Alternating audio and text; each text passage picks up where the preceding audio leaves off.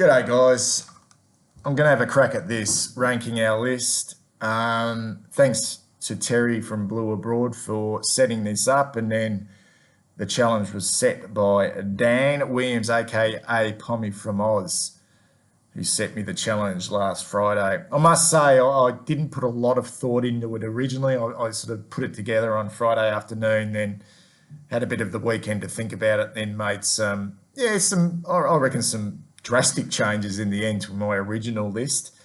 I don't even know if there's a set criteria for this, but it's a great little concept. It's an interesting time to do it at the start of the year. But for me, it's about what this looks like in 12 months' time. I think that's probably the most important thing. So I didn't really go along with a lot of criteria other than I'm more looking at the now rather than potential. I'd obviously look at variables of injuries and development and age and role and opportunities and coaching and all that type of thing as well. But if we're ranking the list, we're pretty much looking at who are the best players on our list, and basically, who are the ones sort of pushing, who are the ones who are underperforming, who are the ones who we think won't be at the football club next year or in a lot of trouble. So it's all those different types of variables that come into it. So there's always a tendency this time of year as well. We're terribly excited. That we tend to overrate the list. And because we have the blinkers on, we see the list's potential. And I don't want to do that. I want to nearly look at this through the eyes of an opposition supporter. That's the way I've done this. And when I look at that tier one, and you're having a look at it now on the screen, when you look at the tier one, I've only got two players, and we're talking about elite players of the competition. We've got Sam Walsh, All Australian, what was he, runner-up or third in the Brownlow medal, 30-odd votes, whatever he got. He's had just an unbelievable start to his career, 3 years. And I'm basing this of consistency as well over a 2-year period, 2 years in a row. And he's just been absolutely outstanding. And even if he remains at the level he is now, it's still going to be he's still going to be an elite footballer. And Jacob Wiedering the same. 2 years of absolutely outstanding footballer as a key defender in the game, and very, very unlucky not to be All Australian. Very unlucky, particularly last year. So I think they're head and shoulders, those two. In fact, I nearly had Sam Walsh by himself. He's been that good and that dominant, particularly last year. The next list, the tier two, Cripper was definitely, and I originally had Cripper and also Harry up in that tier one before I made some changes. Cripper's based on what he did 3 seasons ago, or whatever it was, 2019, in that period there where he was one of the dominant midfielders in the game. He's dropped away, let's say, significantly. It's been a drastic drop away over a 2-year period.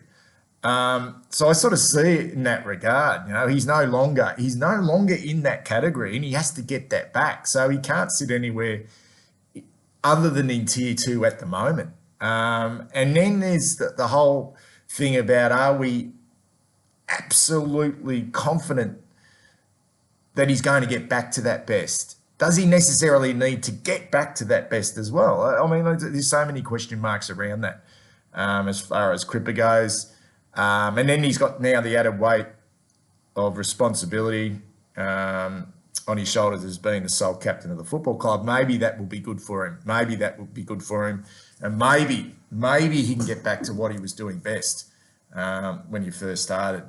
So that's a big watch as far as I'm concerned. Harry, a little bit unlucky. I mean, when you're an All-Australian full forward, you won the Coleman medal, you'd probably expect to be up into tier one. But I'm looking for consistency here. I'm looking for a body of work. And right here, right now, it's not a one-hit wonder. I think he showed a little bit before his breakout year last year, but I'm looking for a follow-up year. I'm looking for a couple of follow-up years as far as I'm concerned as well. So you're looking, like your Tom Hawkins and your Jack Revolt and your Josh Kennedys. They do it year after year after year. And right here, right now, he's the Coleman medalist, but he's still not in that elite category as far as I'm concerned. But we expect it. We were expecting that, or as far as I'm concerned, I'm expecting that. Adam Sard, I think he was the one I really thought about. I mean, I was thinking about tier three, but at the end, I just think he's got such a unique skill set, and he's so damaging on his day. And we didn't quite see it this year, but I think Essendon certainly saw it in his time there. And if we're talking about a body of work over a significant period of time, he's right in that category.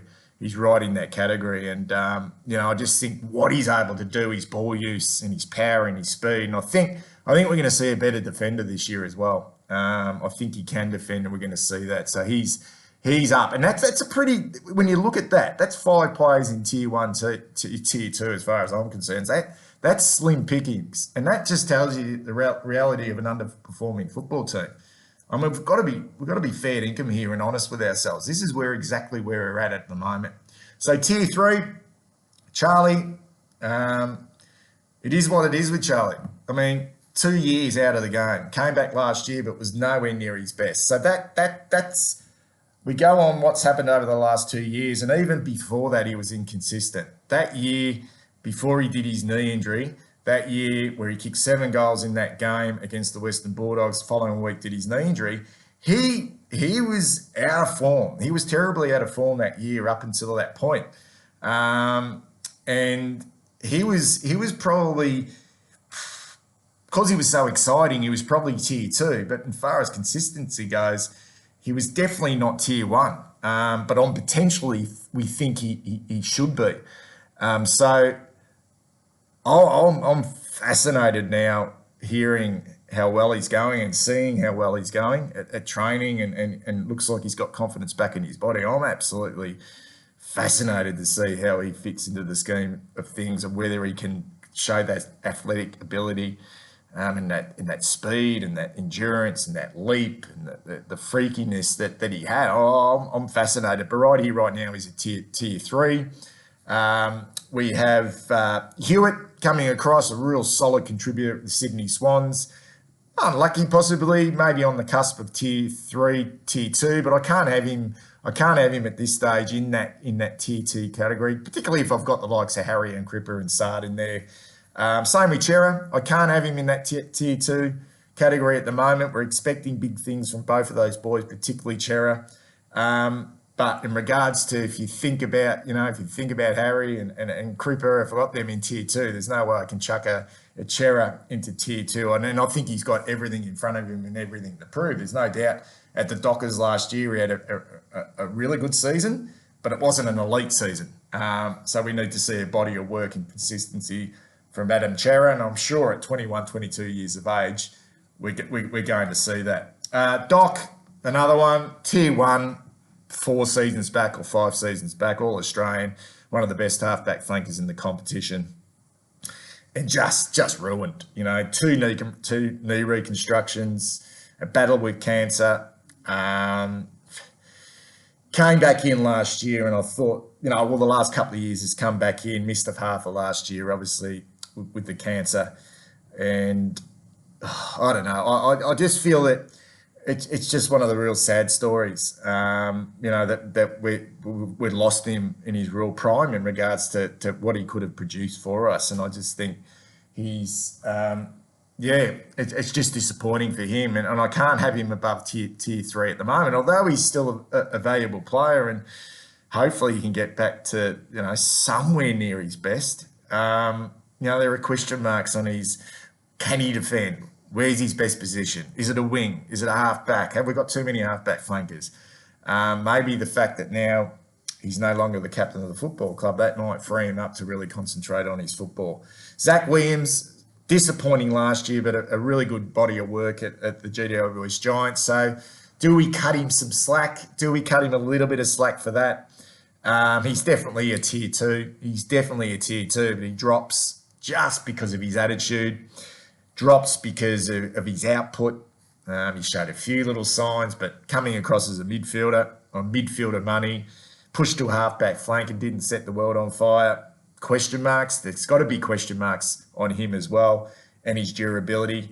Newman, I think, is a really, really consistent player. Does a job down back, has his deficiencies, but I think he's pretty much reliable, uses the ball quite well, and was a pretty solid performer at the Sydney Swans as well. And Jack Silvani's the big mover as far as I'm concerned. The big question for me is, can he go to a tier 2? Can he be a damaging and dominant player in the competition? And that's what I see tier 2 players to be. Right here, right now, though, he's taken his game to a new level, and he definitely proven me wrong. It will be intriguing to see whether he can sustain that, what position he plays. The next group is the one though, and this is where if we're going to make any inroads in 2022, the improvement has to come from.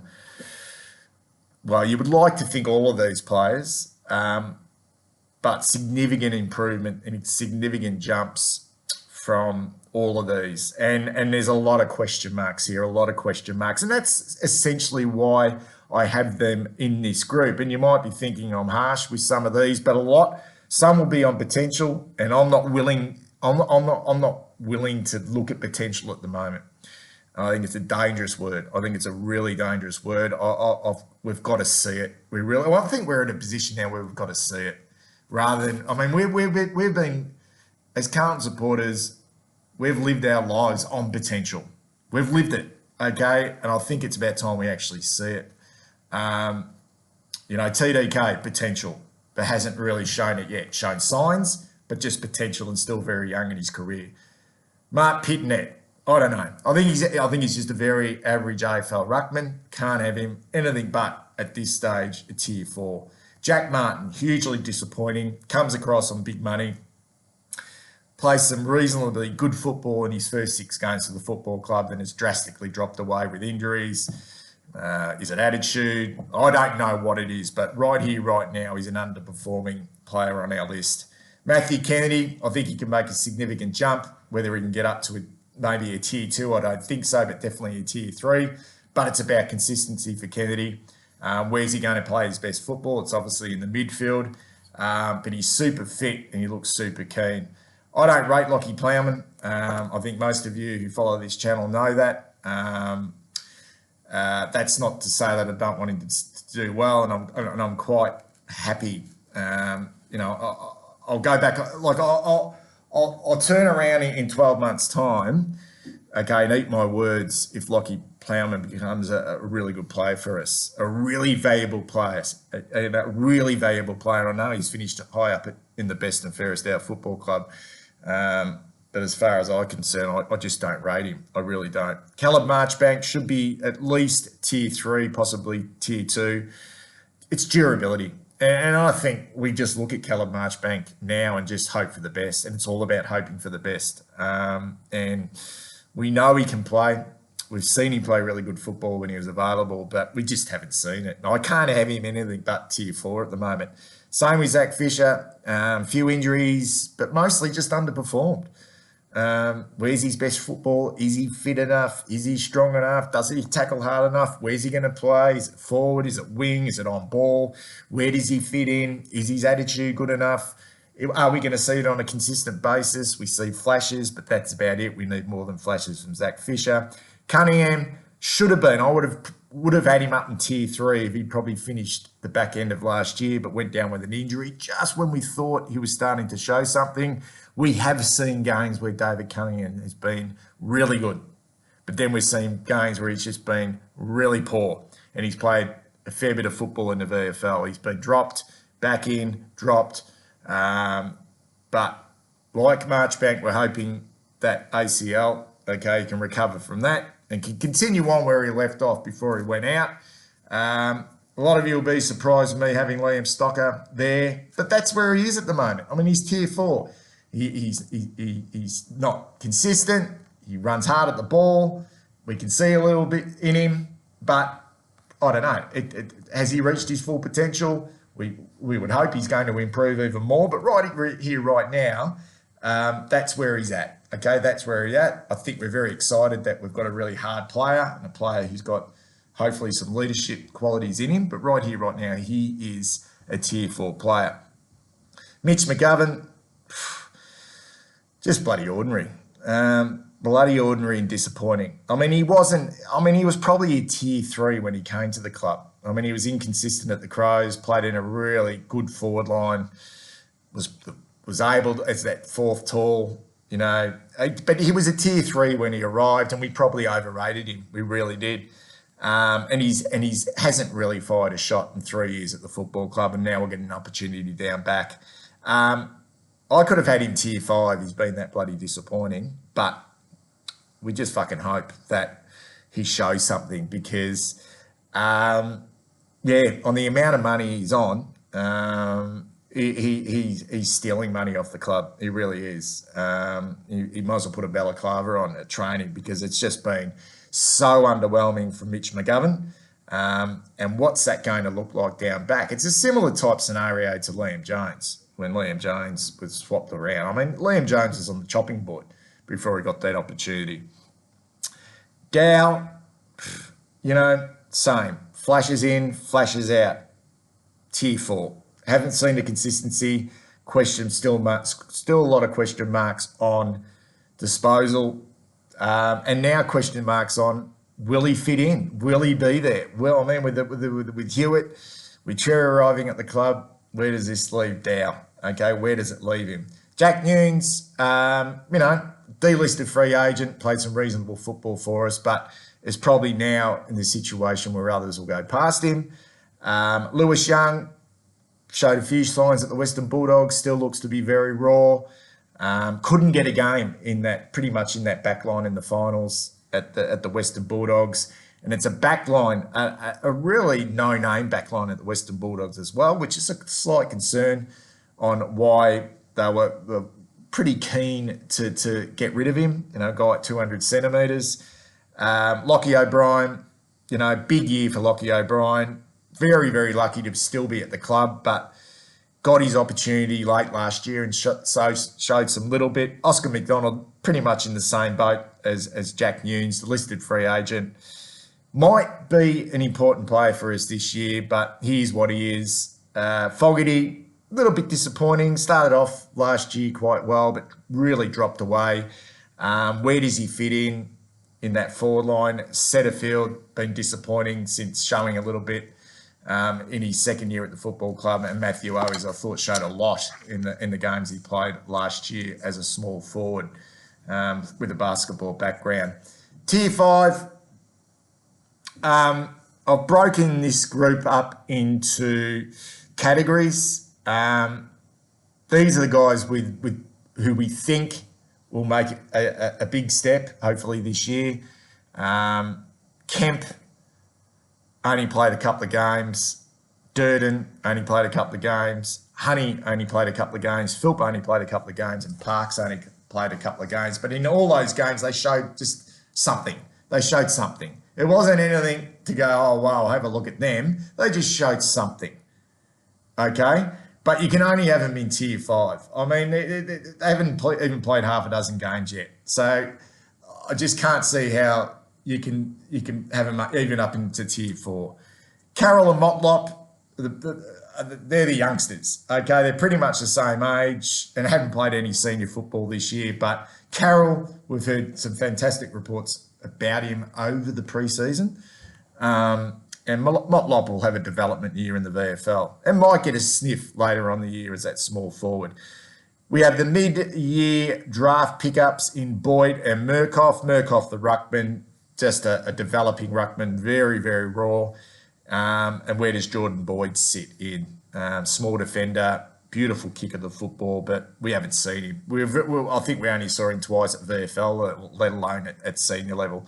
And the two here that I have are Cotterill and Williamson in tier 5. I can't see him being at the football club in 2023. There will be list changes at the end of the year. There always is. And if I'm predicting right here, right now, and it seems very harsh to have these two who've played some football. Well, they've played football at senior level. I just don't see it. I just don't see where they're going to fit in.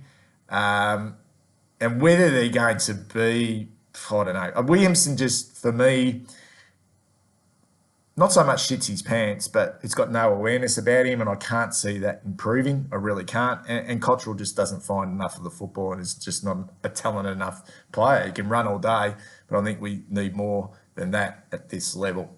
So there's my ranking of the list, guys. Tell me what you think. I don't know if there's a science about this, but I don't know if I've been too harsh. Let me know in the comments.